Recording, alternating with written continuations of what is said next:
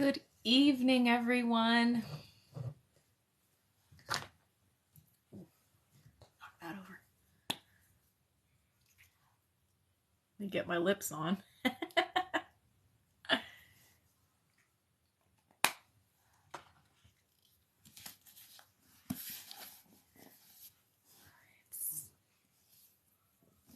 Hello, Eve.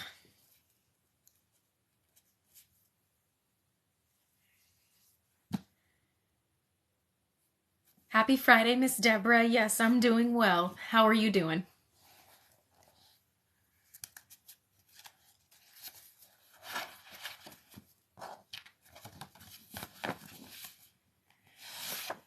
Welcome, James. Welcome, Patsy. Julie, welcome, everybody. Hello, hello. Dee! Hi, girl. Welcome to the reading.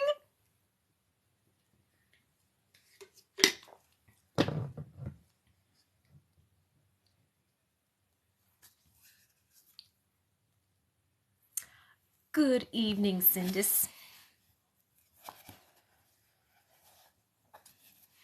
All right, let me get myself situated here. Oh, sorry, Kylie. All right. I hope everybody has had a good week so far. It's raining like crazy out where I'm at. Is anyone else getting any crazy weather? Juan, hola.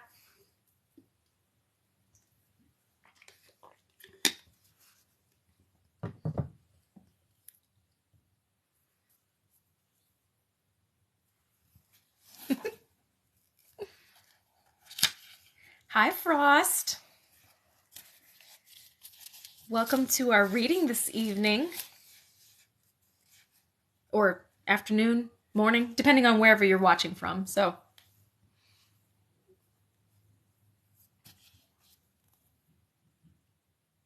yeah, it's gotten cold over here where we're at. It's rainy and cold. But that's okay. That makes for good book reading weather.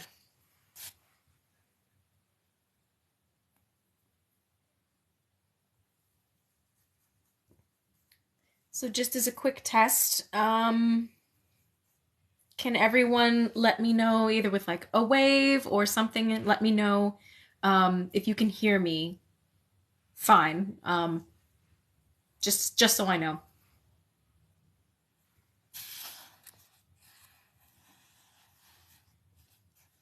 Oh, East Tennessee, yeah.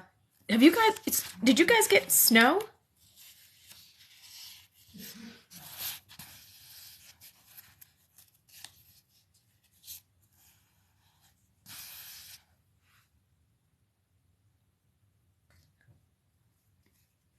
Okay. I can't tell. Did someone just send me a heart or was that me? I can't tell. Do I have a filter on here? Did I have a filter added on? I don't think I do. Okay, good. Okay, good. Nice to know that you guys can hear me. Oh, there it is. Am I doing that? Am I doing that? How am I? What is happening? What is happening? Come back, heart. Come back. Where'd you go? I feel like a cat chasing a light now.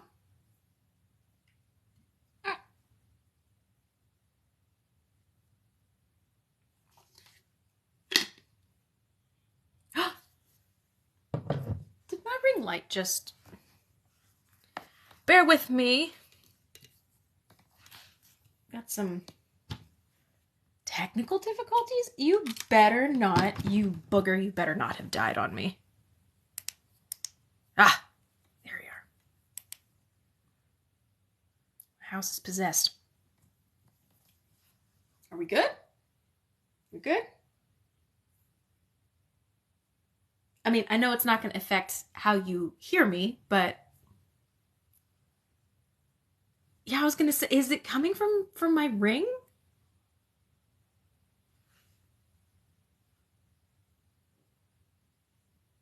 That is so weird. I do not understand what's happening.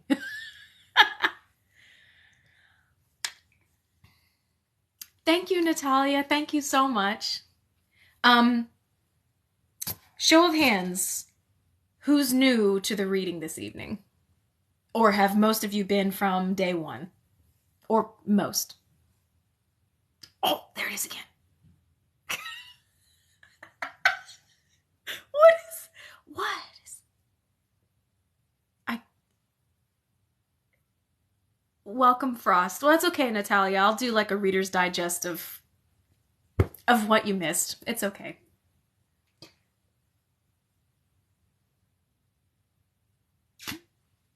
I'm trying to understand the pattern. Like where? I don't know. I need to not focus on it. It's 8:05. It's time to start reading. So here we go. All right. For those of you who have just joined us for the first time, welcome. Thank you for joining us. We are reading this evening from All the Light We Cannot See by Anthony Doerr. And at this point in the story, we are following a young Parisian girl who has lost her eyesight, named Marie Laure, and she lived in Paris with her dad, and her dad is a locksmith who worked for the Museum of Natural History in their National Museum. And we are also following the story of a young German boy named Werner, and by extension his sister Jutta, who are orphans and who grew up in Zollverein, Germany. And the time setting is World War II. And at the moment, the Germans have invaded France, and the little blind girl Marie and her dad have had to flee Paris, and they have made their way out to a small town in France called Saint Malo, where Marie's great uncle Etienne lives. And we are also following along with Werner's journey as he is moving from the orphanage that he and his sister live at. He is now in military training, for lack of a better phrase, but he's very good at tinkering, building things. He's good at mathematics. And so he is going to be utilized as kind of I guess if anyone follows Quidditch, like a seeker in a way. So he's going to be vital to the Germans, finding locations of the enemy and things of that nature. And Marie's dad has been charged with keeping safe an artifact that was being held in the museum, which is purported to have magical powers in a way. And there is now a new main character who is a German officer who is currently looking for this gemstone that Marie and her father actually are in possession of, because he believes the rumors that it has magical powers, and so he's looking to acquire it, whether for his own purposes or for the good of the Third Reich. We're not sure yet.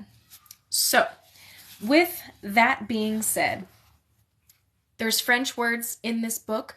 There are German words in this book. There are obviously English words in this book, and I will probably at some point butcher something at some point. So I'm going to apologize ahead of time. I'll do my best not to, but you've been warned. All right. Here we go. The wardrobe. Townspeople who violate blackout are fined or rounded up for questioning, though Madame Manec reports that at the Hôtel Dieu, lamps burn all night long, and German officers go stumbling in and out at every hour, tucking in shirts and adjusting trousers. Marie Laure keeps herself awake, waiting to hear her uncle stir. Finally, she hears the door across the hall tick open, and feet brush the boards. She imagines a storybook mouse creeping out from its hole. She climbs out of bed, trying not to wake her father, and crosses into the hall.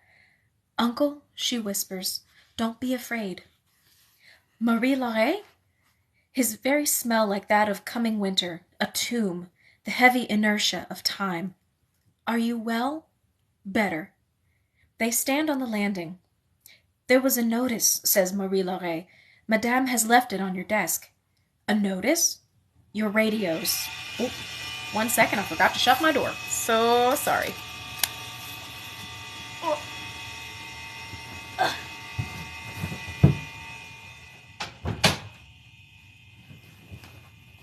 Oh, I knew I was forgetting to do something. Sorry, cat. Cats, you're shut up in here with me for now. Alright. He descends to the 5th floor. She can hear him sputtering, fingers traveling across his newly empty shelves. Old friends gone. She prepares for shouts of anger, but catches half-hyperventilated nursery rhymes instead. She takes his elbow and helps him to the Davenport. He is still murmuring, trying to talk himself off some innermost ledge, and she can feel fear pumping off of him, virulent, toxic. It reminds her of fumes billowing off the vats of formalin in the Department of Zoology. Rain taps at the window panes. Etienne's voice comes from a long way off. All of them? Not the radio in the attic. I did not mention it. Does Madame Manec know about it? We have never spoken of it. Is it hidden, Uncle? Could someone see it if the house were searched? Who would search the house? A silence follows. He says, we could still turn it in. Say we overlooked it? The deadline was yesterday at noon. They might understand. Uncle, do you really believe they will understand that you have overlooked a transmitter that can reach England? More agitated breaths. The wheeling of the night on its silent trunnions. Help me, he says. He finds an automobile jack in a 3rd-floor room, and together they go up to the 6th floor and shut the door of her grandfather's room, and kneel beside the massive wardrobe without risking the light of a single candle. He slides the jack under the wardrobe and cranks it up the left side. Under its feet he slips folded rags. Then he jacks up the other side and does the same. Now, Marie-Laure, put your hands here and push. With a thrill, she understands. They are going to park the wardrobe in front of the little door leading to the attic. All your might. Ready? 1, 2, 3. The huge wardrobe slides an inch. The heavy mirrored doors knock lightly as it glides. She feels as if they are pushing a house across ice.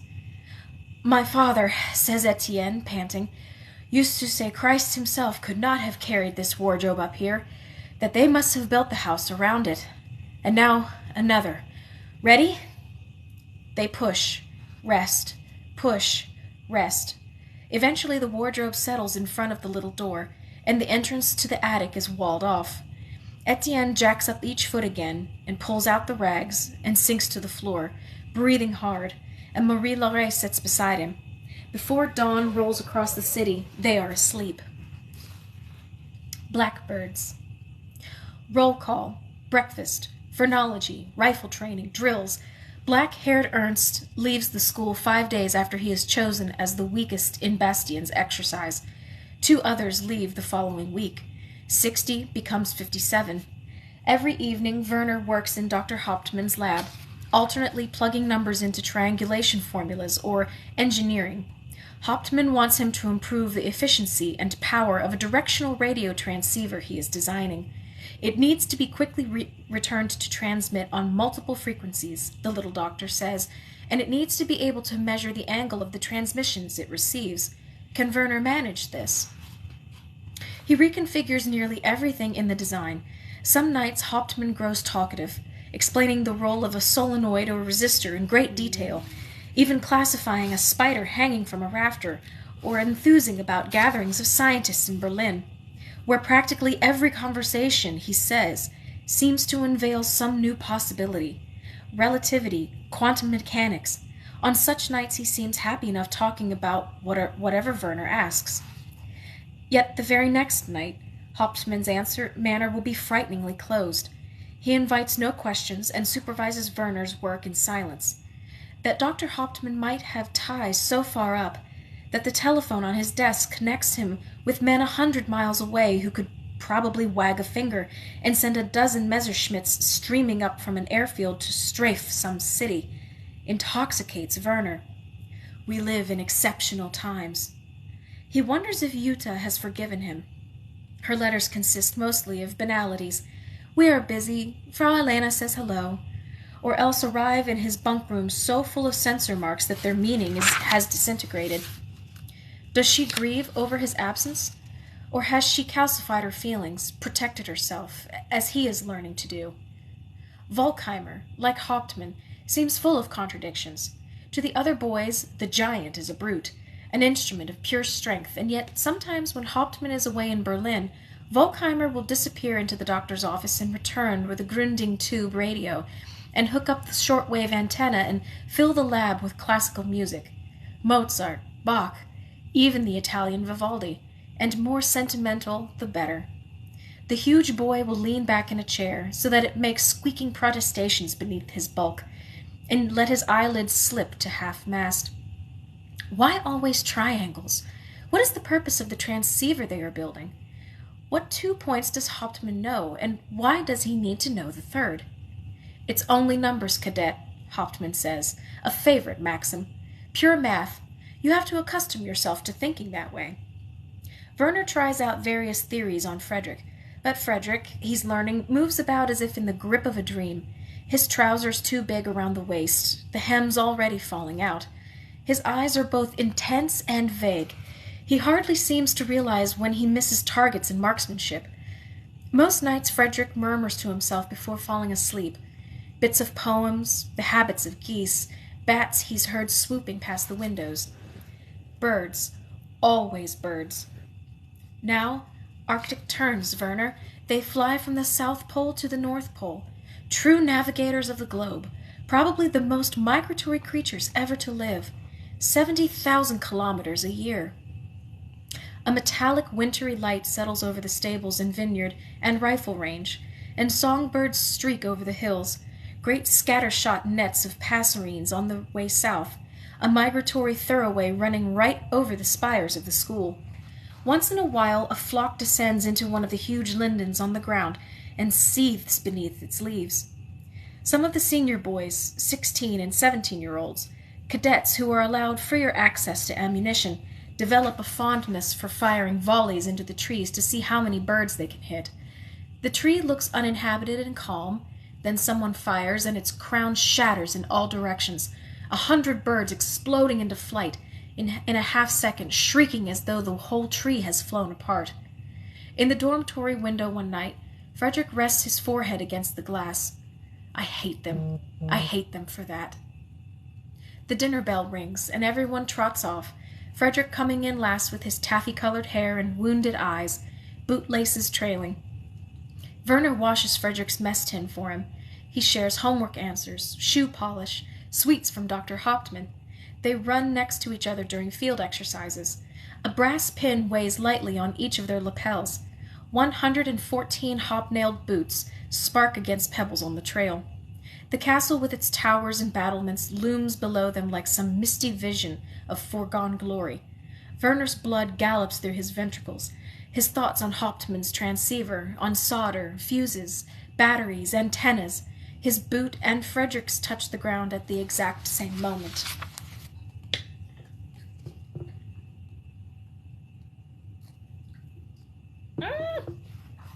No book. Never drink and read. I'm so sorry. Oh. Bath. One final burst of frenetic gluing and sanding, and Marie-Laure's father has completed the model of Saint Malo. It is unpainted, imperfect, striped with half a dozen different types of wood, and missing details, but it's complete enough for his daughter to use if she must.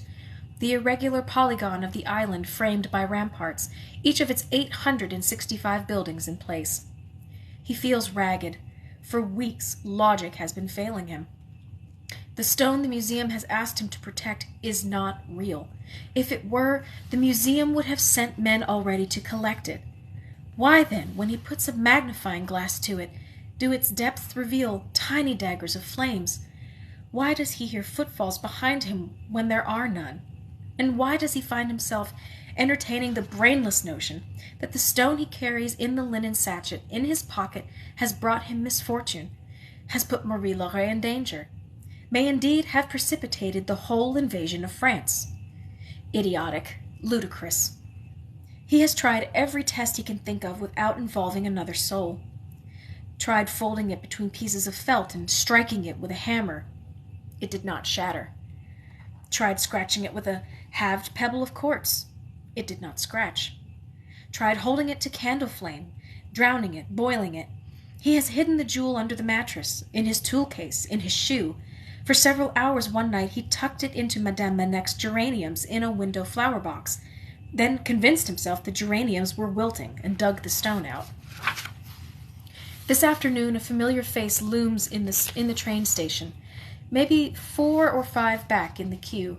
He has seen this man before, pudgy, sweating, multi-chinned. They lock eyes. The man's gaze slides away. Etienne's neighbor, the perfumer. Weeks ago, while taking measurements for the model, the locksmith saw the same man atop the ramparts pointing a camera out to sea. Not a man to trust, Madame Manec said, but he is just a man waiting in line to buy a ticket. Logic, the principles of validity, every lock has its key. For more than 2 weeks, the director's telegram has echoed in his head. Such a maddeningly ambiguous choice for that final directive. Travel securely. Does it mean to bring the stone or leave it behind? Bring Marie-Laure or leave her behind? Travel by train or by some other theoretically more secure means? And what if, the locksmith considers, the telegram was not sent from the director at all? Round and round the questions run. When it is his turn at the window, he buys a ticket for a single passenger on the morning train to Rennes, and then on to Paris, and walks the narrow, sunless streets back to the Rue Vaudreuil. He will go do this, and then it will be over. Back to work, staff the key pound, lock things away. In a week he will ride unburdened back to Brittany and collect Marie-Laure. For supper, Madame Manec serves stew and baguettes. Afterward he leads Marie-Laure up the rickety flights of stairs to the 3rd-floor bath. He fills the big iron tub and turns his back as she undresses. Use as much soap as you'd like, he says. I bought extra. The train ticket remains folded in his pocket like a betrayal. She lets him wash her hair.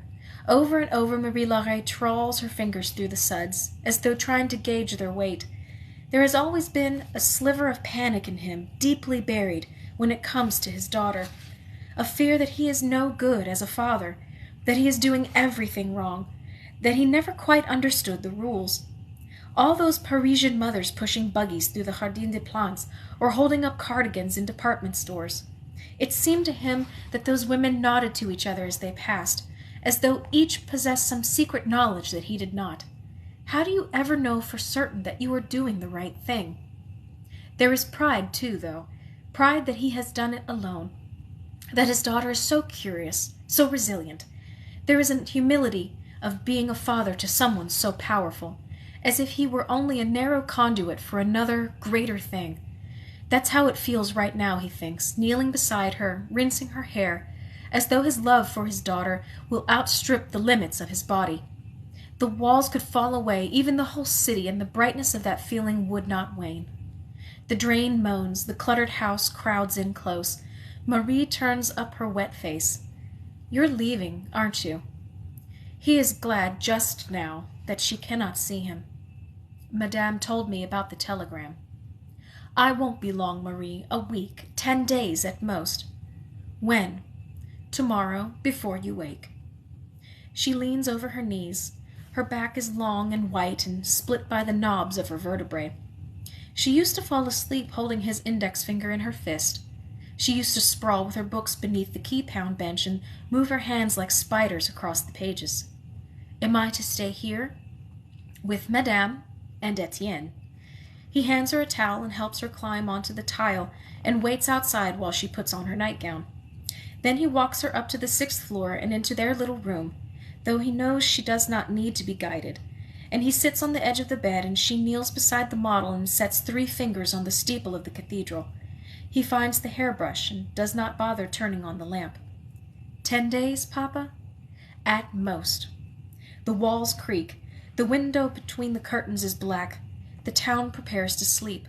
Somewhere out there, German U-boats glide above the underwater canyons, and 30-foot squid ferry their huge eyes through the cold dark.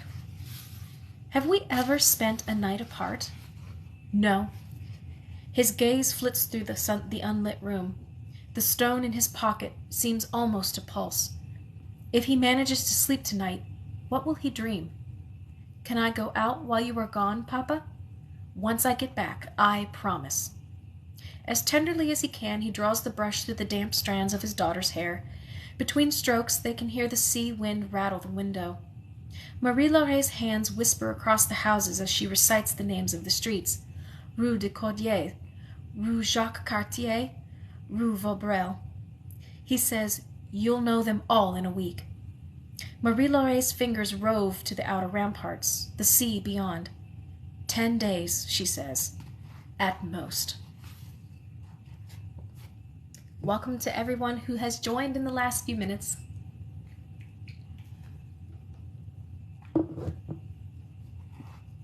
Weakest, number 2.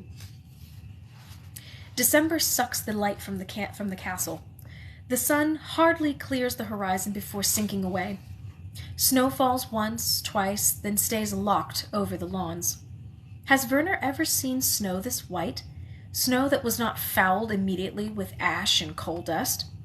The only emissaries from the outside world are the occasional songbird who lands in the lindens beyond the quadrangle, blown astray by distant storm or battle or both, and 2 callow-faced corporals who come into the refectory every week or so, always after the prayer, always just as the boys have placed the first morsel of dinner in their mouths, to pass beneath the blazonry and stop behind a cadet and whisper in his ear that his father has been killed in action.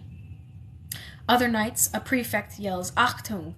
and the boys stand at their benches, and Bastien, the commandant, waddles in. The boys look down at their food in silence while Bastien walks the rows, trailing a single index finger across their backs. Homesick? We mustn't trouble ourselves over our homes. In the end, we all come home to the Führer. What other home matters? No other, shout the boys. Every afternoon, no matter the weather, the commandant blows his whistle and the 14-year-olds trot outside, and he looms over them with his coat stretched across his belly, and his medals chiming and the rubber hose twirling. There are 2 kinds of death, he says, the clouds of his breath plunging out into the cold. You can fight like a lion, or you can go as easy as lifting a hair from a cup of milk. The nothings, the nobodies, they die easy. He sweeps his eyes along the ranks and swings his hose and widens his eyes dramatically. How will you boys die? One windy afternoon, he pulls Helmut Rodel out of line. Helmut is a small, unpromising child from the south who keeps his hands balled in fists nearly all his waking hours. And who is it, Rodel, in your opinion, who is the weakest member of the corps? The commandant twirls the hose. Helmut takes no time. Him, sir. Werner feels something heavy fall through him. Rodel is pointing directly at Frederick. Bastien calls Frederick forward. If fear darkens his friend's face, Werner cannot see it. Frederick looks distracted, almost philosophical. Bastien drapes his hose around his neck and trudges across the field, snow to his shins, taking his time until he is little more than a dark lump at the far edge. Werner tries to make eye contact with Frederick, but his eyes are a mile away. The commandant raises his left arm and yells, 10! And the wind frays the word across the long expanse. Frederick blinks several times, as he often does when addressed in class, waiting for his internal life to catch up with his external one. 9! Run! Hisses Werner. Frederick is a decent runner, faster than Werner, but the commandant seems to count quickly this afternoon, and Frederick's head start has been abbreviated, and the snow hampers him, and he cannot be over 20 yards away when Bastien raises his right arm. The boys explode into movement. Werner runs with the others, trying to stay in the back of the pack, their rifles beating in syncopation against their backs. Already the fastest of the boys seem to be running faster than usual, as though tired of being outrun. Frederick runs hard, but the fastest boys are greyhounds, harvested from all over the nation for their speed and eagerness to obey, and they seem to Werner to be running more fervently, more conclusively than they have before. They are impatient to find out what will happen if someone is caught. Frederick is 15 strides from Bastien when they haul him down. The group coalesces around the front runners as Frederick and his pursuers get to their feet, all of them pasted with snow. Bastien strides up. The cadets encircle their instructor, chests heaving, many with their hands on their knees. The breath of the boys pulses out before them in a collective fleeting cloud that is stripped quickly away by the wind. Frederick stands in the middle, panting and blinking his long eyelashes. "It usually does not take so long," says Bastien mildly, almost as if to himself, "for the first to be caught." Frederick squints at the sky. Bastien says, "Cadet, are you the weakest?" "I don't know, sir." "You don't know?" A pause. Into Bastien's face flows an undercurrent of antagonism. "Look at me when you speak." "Some people are weak in some ways, sir, others in other ways." The commandant's lips thin, and his eyes narrow, and an expression of slow and intense malice rises in his face, as though a cloud has drifted away and for a moment Bastien's true, deformed character has come glaring through. He pulls the hose from around his neck and hands it to Rodel. Rodel blinks up at his bulk. "Go on, then," prods Bastien. In some other context, he might be encouraging a reluctant boy to step into cold water. "Do him some good." Rodel looks down at the hose, black, 3 feet long, stiff in the cold. What might be several seconds pass, though they feel to Werner like hours, and the wind tears through the frosted grass, sending zephyrs and wisps of snow sirening off across the white, and a sudden nostalgia for Zollverein rolls through him in a wave. Boyhood afternoons, wandering the soot-stained warrens, towing his little sister in the wagon, muck in the alleys, the hoarse shouts of work crews, the boys in their dormitories sleeping head to toe while their coats and trousers hang from hooks along the walls. Frau Elena's midnight passage among the beds, like an angel murmuring, "I know it's cold, but I'm right beside you, see?" "Jutta, close your eyes." Rodel steps forward and swings the hose and smacks Frederick with it across the shoulder. Frederick takes a step backward. The wind slashes across the field. Bastien says, "Again." Everything becomes soaked in a hideous and wondrous slowness. Rodel rears back and strikes. This time he catches Frederick on the jaw. Werner forces his mind to keep sending up images of home. The laundry, Frau Elena's overworked pink fingers, dogs in the alleys, steam blowing from stacks.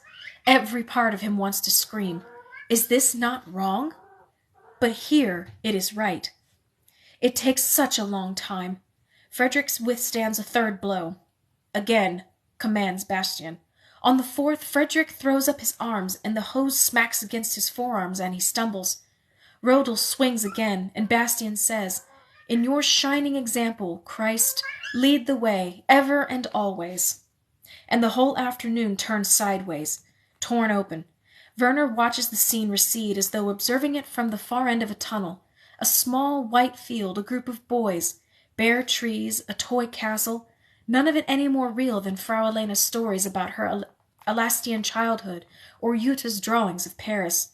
6 more times he hears Rodel swing and the hose whistle and the strangely dead smack of the rubber striking Frederick's hands, shoulders, and face. Frederick can walk for hours in the woods, can identify warblers 50 yards away simply by hearing their song. Frederick hardly ever thinks of himself. Frederick is stronger than he is in every imaginable way. Werner opens his mouth but closes it again. He drowns. He shuts his eyes, his mind. At some point the beating stops. Frederick is face down in the snow. "Sir?" says Rodel, panting. Bastien takes back the length of hose from Rodel and drapes it around his neck and reaches underneath his belly to hitch up his belt. Werner kneels beside Frederick and turns him onto his side. Blood is running from his nose or eye or ear, maybe all 3. One of his eyes is already swollen shut. The other remains open. His attention, Werner realizes, is on the sky, tracing something up there. Werner risks a glance upward, a single hawk riding the wind. Bastian says, "Up!" Werner stands. Frederick does not move. Bastian says, "Up," more quietly this time, and Frederick gets to a knee. He stands, wobbling. His cheek is gashed and leaks tendrils of blood. Splotches of moisture show on his back from where the snow has melted into his shirt. Werner gives Frederick his arm. "Cadet, are you the weakest?" Frederick does not look at the commandant. "No, sir." Hawk still gyring up there. The portly commandant chews on a thought for a moment. Then his clear voice rings out, flying above the company, urging them into a run. 57 cadets cross the grounds and jog up the snowy path into the forest. Frederick runs in his place beside Werner, his left eye swelling, twin networks of blood peeling back across his cheeks, his collar wet and brown. The branches seethe and clatter.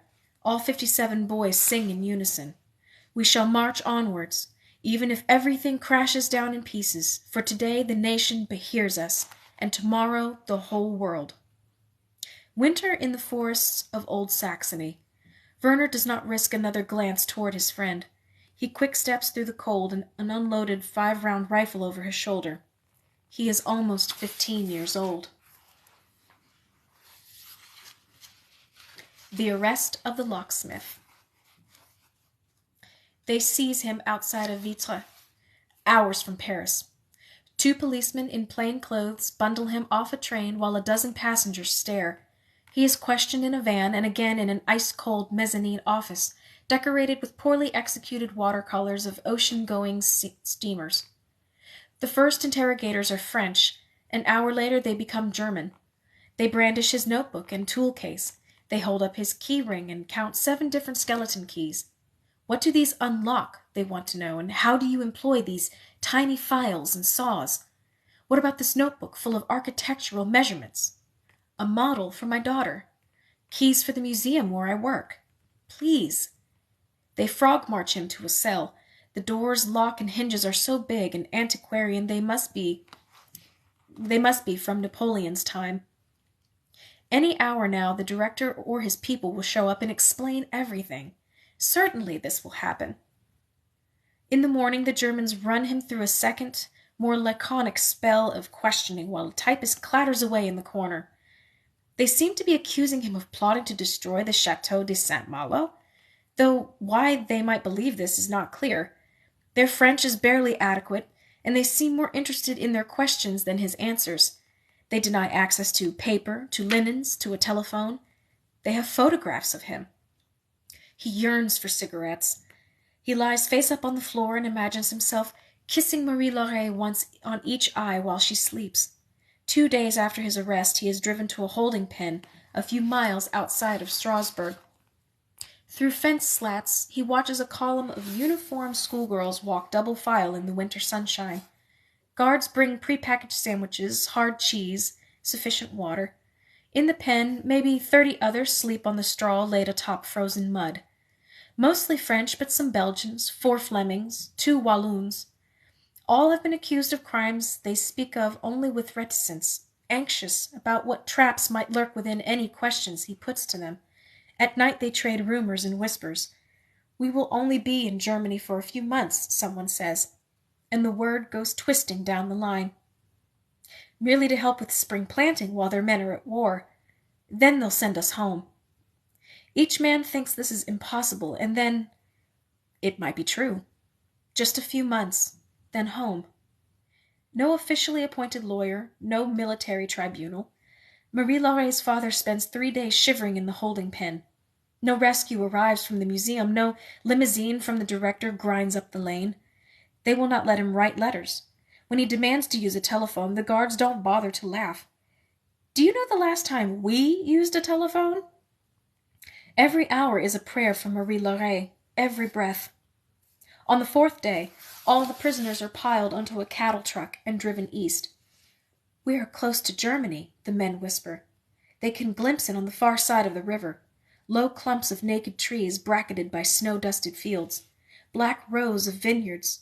4 disconnected strands of gray smoke melt into a white sky.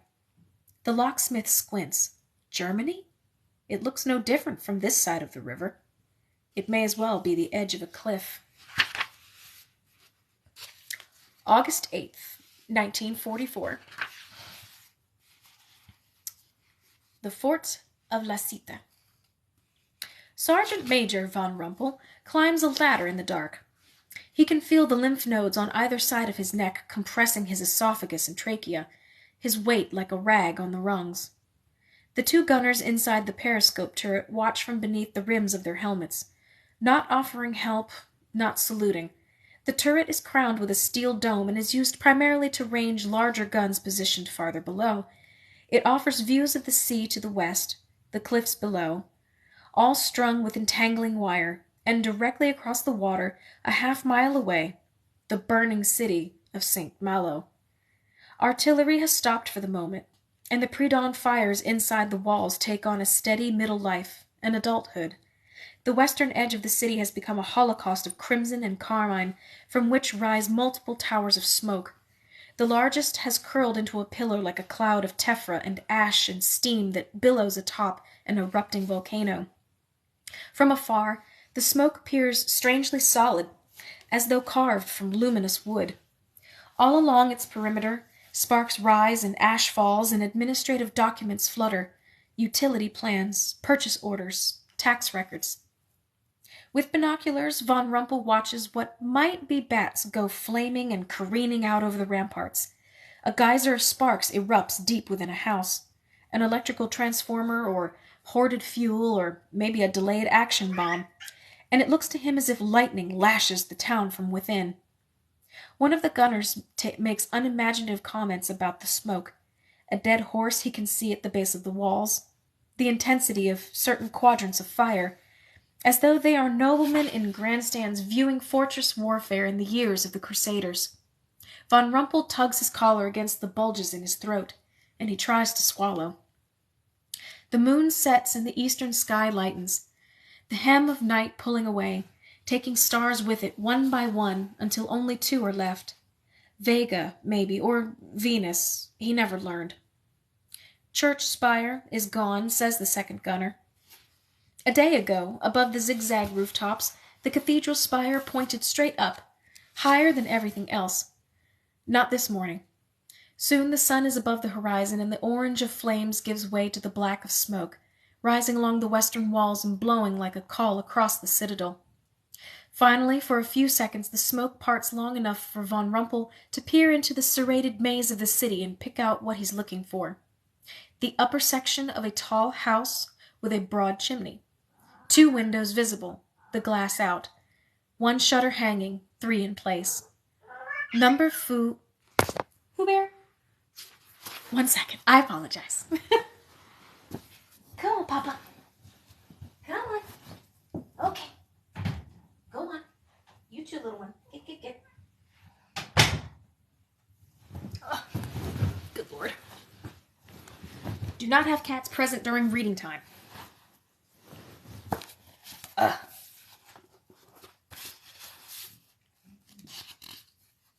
Number 4, Rue Vaudreuil. Still intact. Seconds pass. Smoke veils it again. A single airplane tracks across the deepening blue, incredibly high. Von Rumpel retreats down the long ladder into the tunnels of the fort below, trying not to limp, not to think of the bulges in his groin. In the underground commissary, men sit against the walls, spooning oatmeal from their upturned helmets. The electric lights cast them in alternating pools of glare and shadow. Von Rumpel sits on an ammunition box and eats cheese from a tube. The colonel in charge of defending St. Malo has made speeches to these men, speeches about valor, about how any hour the Hermann Göring division will break the American line at Avranches, how reinforcements will pour in from Italy and possibly Belgium, tanks and Stukas, truckloads of 50-millimeter mortars, how the people of Berlin believe in them like a nun believes in God, how no one will abandon his post, and if he does, he'll be executed as a deserter. But von Rumpel is thinking now of the vine inside of him, a black vine that has grown branches through his legs and arms, gnawing his abdomen from the inside. Here in this peninsular fortress just outside St. Malo, cut off from the retreating lines, it seems only a matter of time until Canadians and Brits and the bright American eyes of the 83rd Division will be swarming the city, scouring the homes for marauding Huns, doing whatever it is they do when they take prisoners. Only a matter of time until the black vines choke off his heart. What? A soldier says a soldier beside him. Von Rumpel sniffs. I do not think I said anything. The soldier squints back into the oatmeal in his helmet. Von Rumpel squeezes out the last of the vile, salty cheese and drops the empty tube between his feet. The house is still there. His army... Do I need to sneeze? Excuse me. His army still holds the city. For a few hours the fires will burn, and then the Germans will swarm like black ants to their positions and fight for another day. He will wait and wait and wait, and when the smoke clears, he will go in.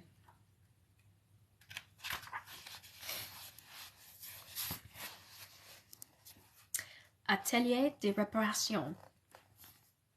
Burned, the engineer squirms in pain, grinding his face into the back of the golden armchair. Something wrong with his leg and something worse with his chest.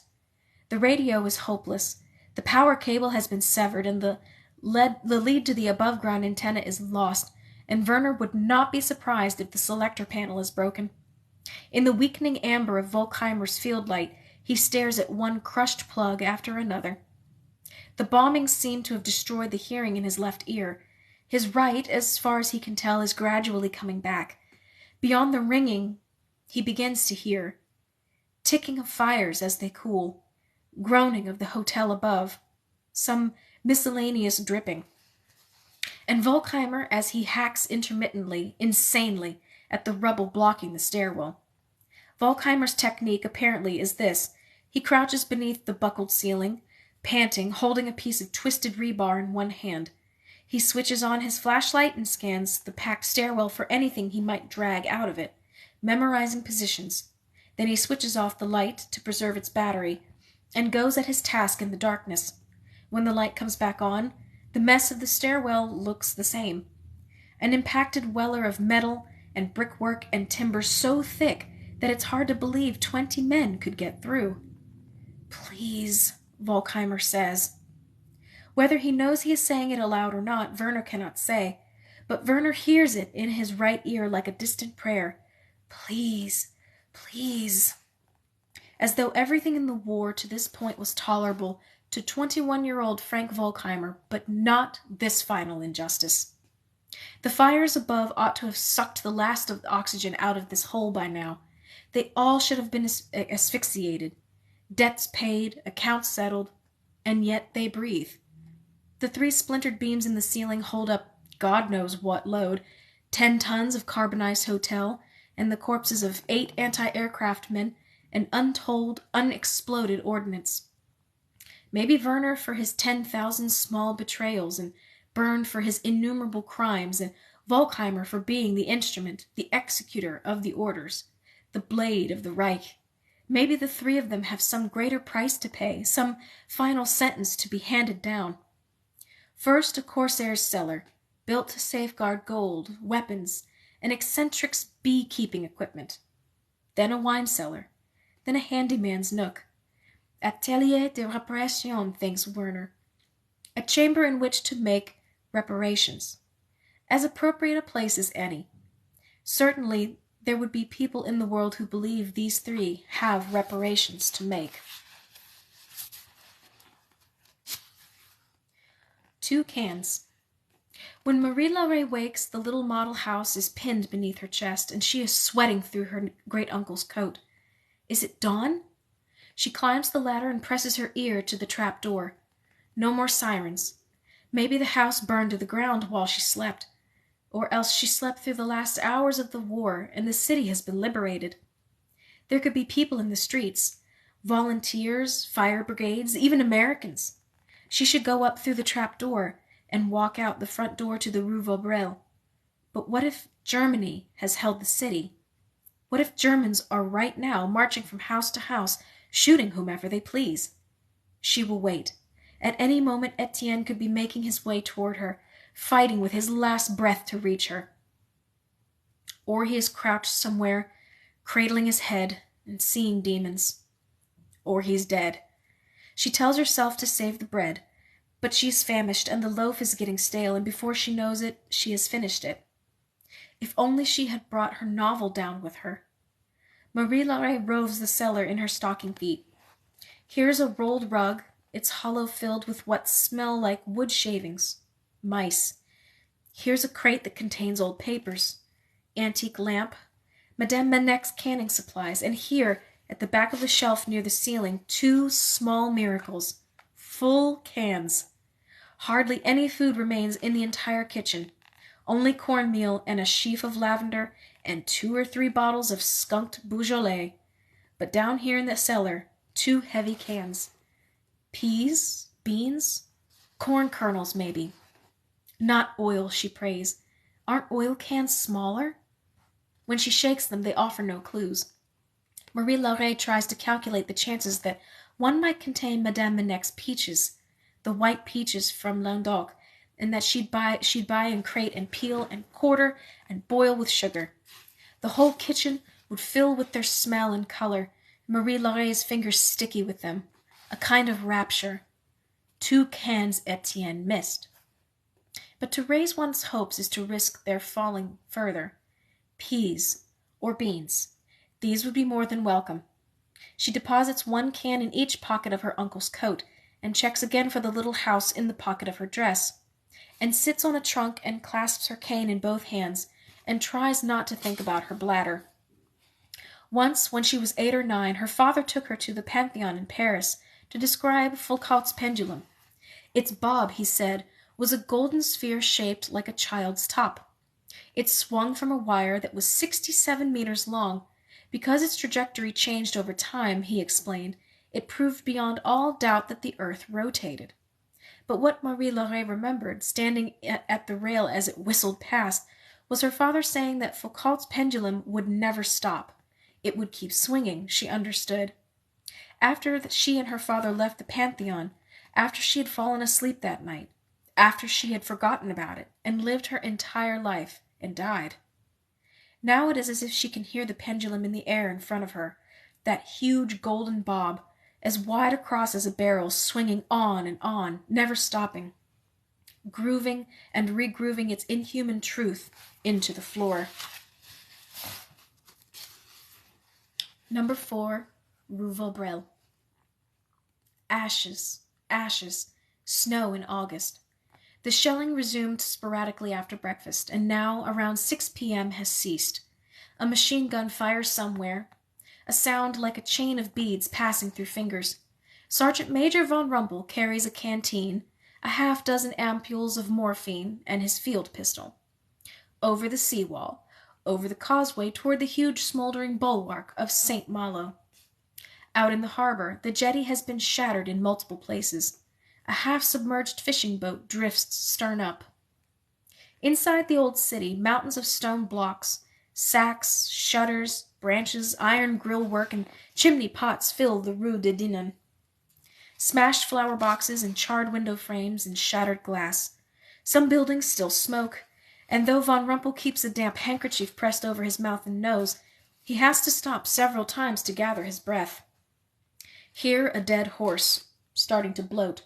Here a chair upholstered in striped green velvet. Here the torn shreds of a canopy proclaim a brasserie. Curtains swing idly from broken windows in the strange flickering light, and they unnerve him. Swallows fly to and fro, looking for lost nests, and someone very far away might be screaming, or it might be the wind. The blasts have stripped many shop signs off their brackets, and the gibbets hang forsaken. A schnauzer trots after him, whining. No one shouts down from a window to warn him away from mines. Indeed, in 4 blocks he sees only one soul, a woman outside what was, the day before, the movie house. Dustpan in one hand, broom nowhere to be seen. She looks up at him, dazed. Through an open door behind her, Rows of seats have crumpled beneath great slabs of ceiling. Beyond them, the screen stands unblemished, not even stained by smoke. "Show's not till 8, she says in her Breton French, and he nods as he limps past. On the Rue Vaudreuil, vast quantities of slate tiles have slid off rooftops and detonated in the streets. Scraps of burned paper float overhead. No gulls. Even if the house has caught fire, he thinks, the diamond will be there. He will pluck it from the ashes like a warm egg. But the tall, slender house remains nearly unscathed. 11 windows on the facade, most of the glass out. Blue window frames, old granite of grays and tans. 4 of its 6 flower boxes hang on. The mandated list of occupants clings to its front door. Monsieur Etienne Leblanc, age 63. Mademoiselle Marie-Laure Leblanc, age 16. All the dangers he is willing to endure. For the Reich, for himself. No one stops him. No shells come whistling in. Sometimes the eye of a hurricane is the safest place to be.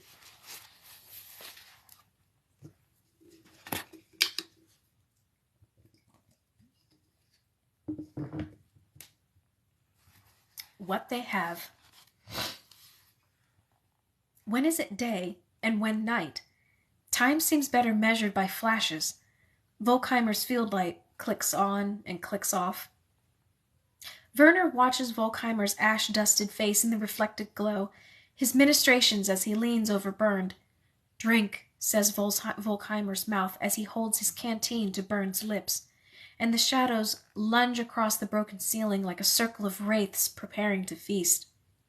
Bernd twists his face away, panic in his eyes, and tries to examine his leg. The flashlight switches off, and the darkness rushes back. In Werner's duffel, he has his childhood notebook, his blanket, and dry socks. 3 rations. This is all the food they have. Volkheimer has none. Bernd has none. They have only 2 canteens of water, each half empty.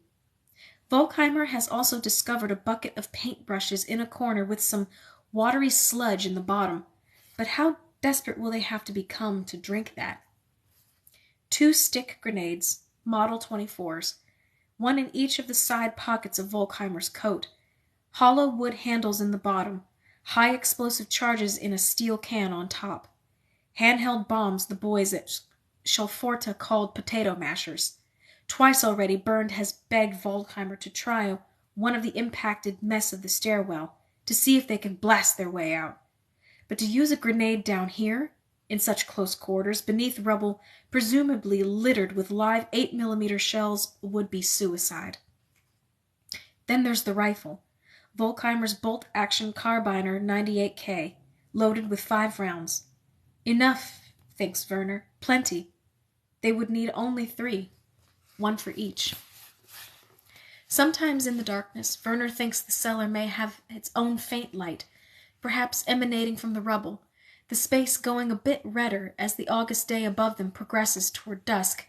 After a while, he is learning even total darkness is not quite darkness.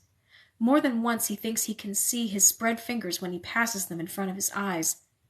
Werner thinks of his childhood, the skeins of coal dust suspended in the air on winter mornings, settling on windowsills, in the children's ears, in their lungs, except down here in this hole, the white dust is the inverse, as if he is trapped in some deep mine that is the same but also the opposite of the one that killed his father. Dark again, light again. Volkheimer's antic ash dust face materializes in front of Werner, his rank insignia partially torn off one shoulder. With the beam of his field light, he shows Werner that he is holding 2 bent screwdrivers and a box of electrical fuses. "The radio," he says into Werner's good ear. "Have you slept at all?" Volkheimer turns the light onto his own face. "Before we run out of battery," says his mouth. Werner shakes his head. The radio is hopeless. He wants to close his eyes, forget, give up, wait for the rifle barrel to touch his temple. But Volkheimer wants to make an argument that life is worth living. The filaments of the bulb inside his field light glow yellow, weaker already. Volkheimer's illuminated mouth is red against the blackness. "We are running out of time," his lips say. The building groans. Werner sees green grass, crackling flies, sunlight, the gates of a summer estate opening wide. When death comes for Bernd, it might as well come for him also, save a second trip. "Your sister," says Volkheimer. "Think of your sister." The tripwire. Her bladder will not hold much longer. She scales the cellar steps and holds her breath and hears nothing for 30 heartbeats. 40. Then she pushes open the trap door and climbs into the kitchen. No one shoots her. She hears no explosions. Marie Laurée crunches over the fallen kitchen shelves and crosses into Madame Manec's tiny apartment, the 2 cans swinging heavily in her uncle's coat. Throat stinging, nostril stinging, the smoke slightly thinner in here. She relieves herself in the bedpan at the foot of Madame Manec's bed, pulls up her stockings and rebuttons her great-uncle's coat. Is it afternoon? She wishes for the 1000th time that she could talk to her father. Would it be better to go out into the city, especially if it is still daylight, to try and find someone? A soldier would help her. Anyone would. Though even as the thought rises, she doubts it. The unsteady feeling in her legs, she knows, stems from hunger. In the tumult of the kitchen, she cannot find a can opener, but she does find a paring knife in Madame Manec's knife drawer, and the large coarse brick Madame used to prop open the fireplace grate. She will eat whatever is inside one of those 2 cans. Then she will wait a bit longer in case her uncle comes home, in case she hears anyone pass by. The town crier, a fireman, an American serviceman with gallantry on his mind. If she hears no one by the time she is hungry again, she will go out into what is left of the street. First she climbs to the 3rd floor to drink from the bathtub. With her lips against its surface, she takes long inward pulls, pooling, bubbling in her gut. A trick she and Etienne have learned over 100 insufficient meals. Before you eat, drink as much water as you can, and you will feel full more quickly. "At least, Papa," she says out loud, "I was smart about the water." Then she sits on the 3rd floor landing with her back against the telephone table. She braces one of the cans between her thighs, holds the point of the knife against its lid, and raises the brick to tap down on the knife handle. But before she can bring the brick down, the tripwire behind her jerks, and the bell rings, and someone enters the house.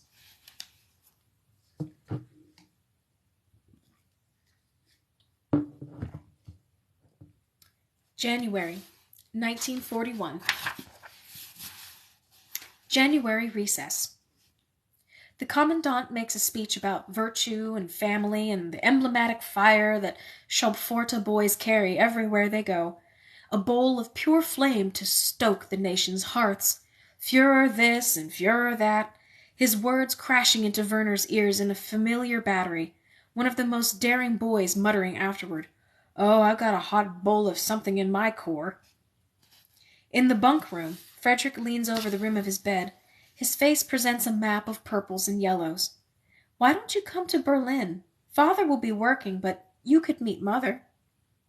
For 2 weeks, Frederick has limped around bruised and slow-footed and puffy. And not once has he spoken to Werner with anything more than his own gentle brand of distracted kindness. Not once has he accused Werner of betrayal, even though Werner did nothing while Frederick was beaten, and has done nothing since. Did not hunt down Rodel, or point a rifle at Bastien, or bang indignantly on Dr. Hauptmann's door, demanding justice. As if Frederick understands already that both have been assigned to their specific courses, that there is no deviating now. Werner says, "I don't have... Mother will pay your fare." Frederick tilts back up and stares at the ceiling. It's nothing. The train ride is a sleepy 6-hour epic. Every hour their rickety car shunted onto a sliding train lets full of soldiers, heading for the front, hurry past. Finally, Werner and Frederick disembark at a dim, charcoal-colored station and climb a long flight of stairs, each step painted with the same exclamation, "Berlin smokes Junos!" and rise into the streets of the largest city Werner has ever seen. Berlin! The very name like two sharp bells of glory, capital of science, seat of the Führer, nursery to Einstein, Staudinger, Bayer. Somewhere in these streets, plastic was invented, X-rays were discovered, continental drift was identified. What marvels does science cultivate here now? Superman soldiers, Dr. Hauptmann says, and weather-making machines, and missiles that can be steered by men 1,000 miles away. The sky drops silver threads of sleet. Gray houses run in converging lines on the horizon, bunched as if to fend off the cold. They pass shops stuffed with hanging meats, and a drunk with a broken mandolin on his lap, and a trio of streetwalkers huddled beneath an awning who catcall the boys in their uniforms. Frederick leads them to a 5-story townhouse, 1 block off a pretty avenue called Nesbeckstrasse. He rings number 2, and a returning buzz echoes from inside the door and unlatches. They come into a dim foyer and stand before a pair of matched doors. Frederick presses a button and something high in the building rattles, and Werner whispers, "You have an elevator?" Frederick smiles. The machinery clangs downward, and the lift clanks into place, and Frederick pushes the wooden doors inward. Werner watches the interior of the building slide past in amazement. When they reach the 2nd floor, he says, "Can we ride it again?" Frederick laughs. They go down and back up, down, up, to the lobby a 4th time, and Werner is peering into the cables and weights above the car, trying to understand its mechanism, when a tiny woman enters the building and shakes out her umbrella. With the other hand, she carries a paper sack. Her eyes rapidly apprehend the boys' uniforms, and the intense whiteness of Werner's hair, and the livid bruises beneath Frederick's eyes. On the breast of her coat, a mustard-yellow star has been carefully stitched, perfectly straight, 1 vertex down, another up. Drops fall like seeds from the tip of her umbrella. "Good afternoon, Frau," says Frederick. He backs up against the wall of the elevator car and gestures for her to enter. She squeezes into the lift, and Werner steps in behind her. From the top of her sack juts a sheaf of withered greens. Her collar, he can see, is separating from the rest of the coat. Threads are giving way. If she were to turn, their eyes would be a hand's width apart. Frederick presses 2, and then 5. No one speaks. The old woman rubs the trembling tip of an index finger across one eyebrow. The lift clangs up 1 floor. Frederick snaps open the cage, and Werner follows him out. He watches the old woman's gray shoes rise past his nose. Already the door to number 2 is opening, and an aproned woman with baggy arms and a downy face rushes out and embraces Frederick. She kisses him on both cheeks and then touches his bruises with her thumbs. "It's all right, Fanny. Horseplay." The apartment is sleek and shiny, full of deep carpets that swallow noise. Big rear windows look out into the hearts of 4 leafless lindens, sleet still falling outside. "Mother isn't home yet," Fanny says, smoothing down her apron with both palms. Her eyes stay on Frederick. "You're sure you're all right?" Frederick says of course, and together he and Werner pad into a warm, clean-smelling bedroom, and Frederick slides open a drawer, and when he turns around, he's wearing eyeglasses with black frames. He looks at Werner shyly. "Oh, come on. You didn't already know?" With his glasses on, Frederick's expression seems to ease. His face makes more sense. This, Werner thinks, is who he is. A soft-skinned boy in glasses with taffy-colored hair and the finest trace of a mustache needling across his lip. Bird lover. Rich kid. "I barely hit anything in marksmanship. You really didn't know?" "Maybe," says Werner. "Maybe I knew." "How did you pass the eye exams?" "I memorized the charts." "Don't they have different ones?" "I memorized all 4. Father got them ahead of time. Mother helped me study." "What about your binoculars?" "They're prescription. Cost a fortune." They sit in a big kitchen at a butcher's block with a marble cap. The maid named Fanny emerges with a dark loaf and a round of cheese, and she smiles at Frederick as she sets it down. They talk about Christmas and how Frederick was sorry to miss it, and the maid passes out through a swinging door and returns with 2 white plates so delicate that they ring when she sets them down. Werner's mind reels. A lift, a Jewess, a maid, Berlin. They retreat into Frederick's bedroom, which is populated with tin soldiers and model airplanes and wooden crates full of comic books. They lie on their stomachs and page through comics, feeling the pleasure of being outside of school, glancing at each other now and then as if curious to learn whether their friendship will continue to exist in another place. Fanny calls, "I'm going," and as soon as the door closes, Frederick takes Werner by the arm into the living room and climbs a ladder built along the tall hardwood shelves, and slides aside a large wicker basket, and from behind it brings down a huge book. 2 volumes, enfolded in golden slipcovers, each as big as a crib mattress. "Here." His voice glows. His eyes glow. "This is what I wanted to show you." Inside are lush, full-color paintings of birds. 2 white falcons swoop over each other, beaks open. A blood-red flamingo holds its black-tipped beak over a stagnant water. Resplendent geese stand on a headland and peer into a heavy sky. Frederick turns the pages with both hands. Pippery flycatcher, buff-breasted merganser, red-cockaded woodpecker, many of them larger in the book than in real life. Audubon, Frederick says, was an American. Walked the swamps and woods for years, back when that whole country was just swamps and woods. He'd spend all day watching one individual bird. Then he'd shoot it and prop it up with wires and sticks and paint it. Probably knew more than any birder before or since. He'd eat most of the birds after he painted them. Can you imagine? Frederick's voice trembles with ardency, gazing up. Those bright mists, and your gun on your shoulder, and your eyes set firmly in your head. Werner tries to see what Frederick sees. A time before photography, before binoculars. And here was someone willing to tramp out into a wilderness brimming with the unknown and bring back paintings.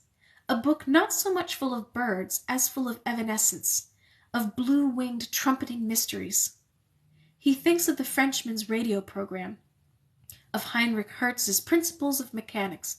Doesn't he recognize the thrill in Frederick's voice? He says, "My sister would love this." Father says we're not supposed to have it. Says we have to keep it hidden up here behind the basket because it's American and was printed in Scotland. It's just birds. The front door opens and footsteps clack across the foyer. Frederick hurries the volumes back inside their slipcovers, and he calls, "Mother?" And a woman wearing a green ski suit with white stripes down the legs enters, crying, "Fred! Fred!" She embraces her son and holds him back with straight arms while she runs a fingertip over a mostly healed cut along his forehead. Frederick looks off over his shoulder with a trace of panic on his face. Is he afraid she'll see that he was looking at the forbidden book? Or that she'll be angry about his bruises? She does not say anything but merely stares at her son, tangled in thoughts Werner cannot guess. Then remembers herself. "And you must be Werner." The smile sweeps back onto her face. "Frederick has written lots about you. Look at that hair. Oh, we adore guests." She climbs the ladder and restores the heavy Audubon volumes to their shelf one at a time, as though putting away something irritating. The 3 of them sit at the vast oak table, and Werner thanks her for the train ticket, and she tells a story about a man she ran into just now, unbelievable really, who apparently is a famous tennis player, and every now and then she reaches across and squeezes Frederick's forearm. "You would have been absolutely amazed," she says more than once, and Werner studies his friend's face to gauge whether or not he would have been amazed. And Fanny returns to set out wine and more Roche cake, and for an hour Werner forgets about Schopforta, about Bastian and the black rubber hose, about the Jewess upstairs. And these things people have. A violin on a stand in the corner, and sleek furniture made from chromium steel, and a brass telescope, and a sterling silver chest set behind glass, and this magnificent cheese that tastes more like smoke that has been stirred into butter. Wine glows sleepily in Werner's stomach, and sleet ticks down through the lindens when Frederick's mother announces that they are going out. Tighten up your ties, won't you? She applies powder beneath Frederick's eyes, and they walk to a bistro, the kind of restaurant Werner has never dreamed of entering, and a boy in a white jacket, barely older than they are, brings more wine. A constant stream of diners comes to their table to shake Werner's and Frederick's hands and ask Frederick's mother in low, sycophantic voices about her husband's latest advancement. Werner notices a girl in the corner, radiant, dancing by herself, throwing her face to the ceiling, eyes closed. The food is rich, and every now and then Frederick's mother laughs, and Frederick absently touches the makeup on his face, while his mother says, "Well, Fred has all the best there at that school, all the best." And seemingly every minute some new face comes along and kisses Frederick's mother on both cheeks and whispers in her ear. When Werner overhears Frederick's mother say to a woman, "Oh, the Schwarzenberger Krone will be gone by year's end, and then we'll have the top floor," he glances at Frederick, whose smudged eyeglasses have gone opaque in the candlelight, whose makeup looks strange and lewd now, as though it has intensified the bruises rather than concealed them, and a feeling of great uneasiness overtakes him. He hears Rodel swing the hose, and the smack of it across Frederick's upflung palms. He hears the voices of the boys in his Kammerschaft back in Zollverein sing, "Live faithfully, fight bravely, and die laughing." The bistro is overcrowded. Everyone's mouths move too quickly. The woman talking to Frederick's mother is wearing a nauseating quantity of perfume, and in the watery light it seems suddenly as if the scarf trailing from the dancing girl's neck is a noose. Frederick says, "Are you all right?" "Fine. It's delicious." But Werner feels something inside him screw tighter and tighter. On the way home, Frederick and his mother walk ahead. She loops her slender arm through his and talks to him in a low voice. Fred this, Fred that. The street is empty, the windows dead, the electric signs switched off. Innumerable shops, millions sleeping in beds around them. And yet, where are they all? As they reach Frederick's block, a woman in a dress, leaning against a building, bends over and vomits on the sidewalk. In the townhouse, Frederick pulls on pajamas made of jelly green silk and folds his glasses on the nightstand and climbs barefoot into his brass childhood bed. Werner gets into a trundle bed that Frederick's mother has apologized for 3 separate times, although its mattress is more comfortable than any he has slept on in his life. The building falls quiet. Model automobiles glimmer on Frederick's shelves. "Do you ever wish," whispers Werner, "that you didn't have to go back?" "Father needs me to be at Schulpforta. Mother, too. It doesn't matter what I want." "Of course it matters. I want to be an engineer, and you want to study birds. Be like that American painter in the swamps. Why else do any of this if not to become who we want to be?" A stillness in the room. Out there in the trees beyond Frederick's window hangs an alien light. "Your problem, Werner," says Frederick, "is that you still believe you own your life." When Werner wakes, it's well past dawn. His head aches and his eyeballs feel heavy. Frederick is already dressed, wearing trousers, an ironed shirt, and a necktie, kneeling against the window with his nose pressed against the glass. "Gray wagtail." He points. Werner looks past him into the naked lindens. "Doesn't look like much, does he?" murmurs Frederick. "Hardly a couple of ounces of feathers and bones. But that bird can fly to Africa and back, powered by bugs and worms and desire." The wagtail hops from twig to twig. Werner rubs his aching eyes. "It's just a bird." 10,000 years ago," whispers Frederick, "they came through here in the millions, when this place was a garden, one endless garden from end to end." He is not coming back.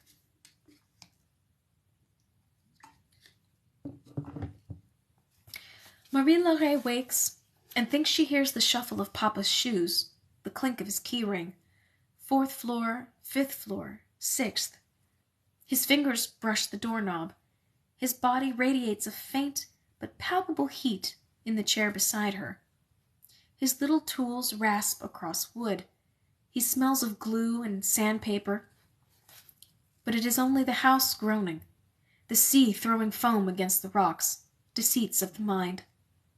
On the 20th morning, without any word from her father, Marie-Laure does not get out of bed.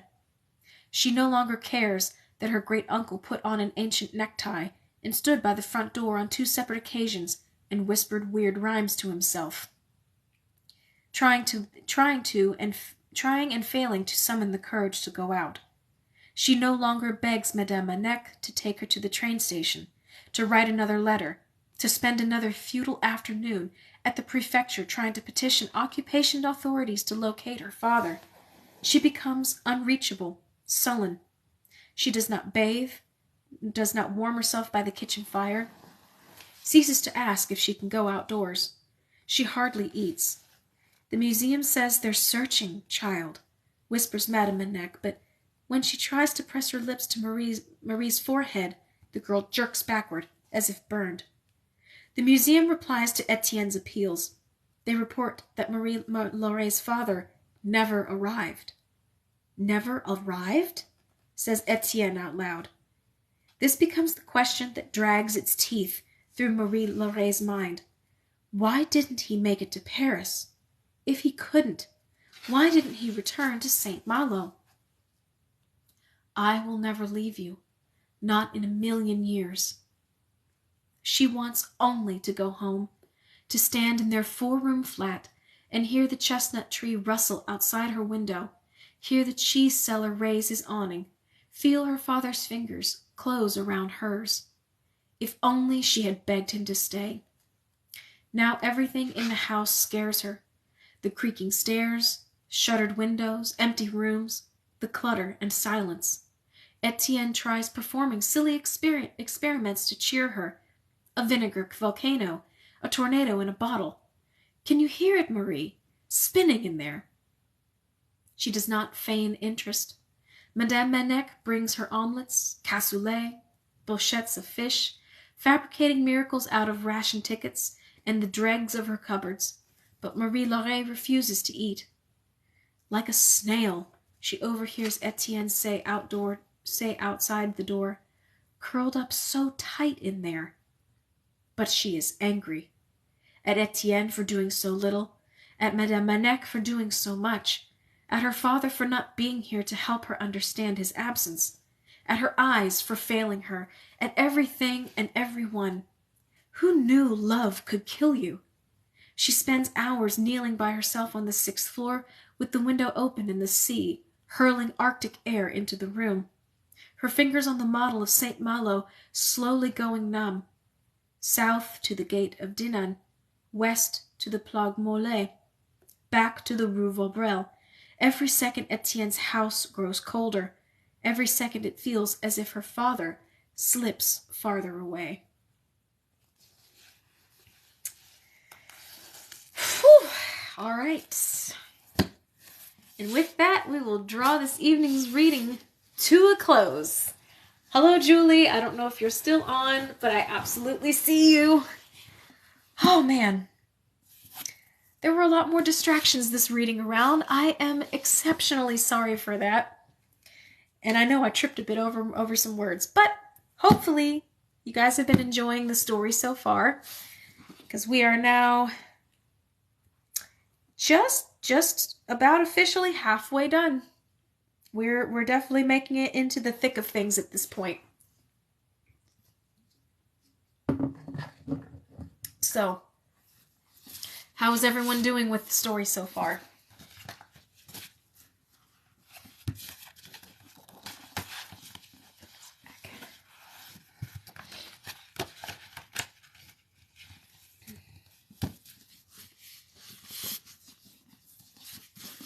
All right. Oh, good. Thank you. I'm glad you enjoyed it. I am glad you enjoyed it. I always worry when I have to move over words that I'm like, oh, I just don't know. You're welcome, Miss Deborah. It's been my pleasure.